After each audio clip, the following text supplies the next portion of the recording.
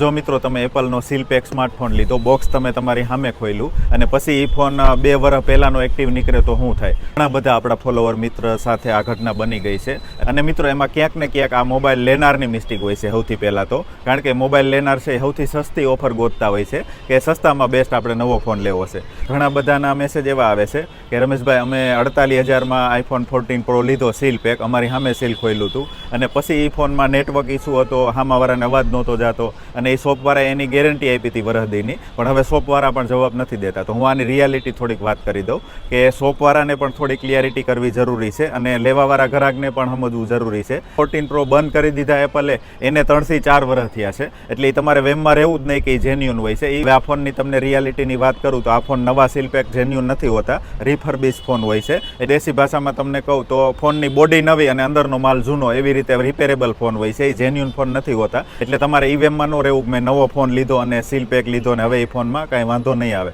કારણ કે આ ફોન જેન્યુન હોતા જ નથી. એપલે વર્ષો પહેલાં એ બંધ કરી દીધા છે અને તમારી સામે સીલ પેક આવે તો એપલના જેન્યુન સીલ પેક નથી. એટલે મિત્રો ખાસ તમારે એ ધ્યાન રાખવાનું છે કે સસ્તામાં સારો ફોન લેવા જાઓ, સસ્તામાં તમે સીલ પેક ફોન લેવા જાઓ તો એ આવી રીતે આ જે કેદીના મોડલ બંધ થઈ ગયા હોય એ નવા જેન્યુન કઈ રીતે પોસિબલ છે? એટલે આ તો લોકો શું છે કે જ્યાં સસ્તામાં સીલ પેક મળતું હોય તો હળી કાઢીને ત્યાં ઢગલો થાય અને પછી પ્રોબ્લેમ આવે તો હેરાન થતા હોય છે.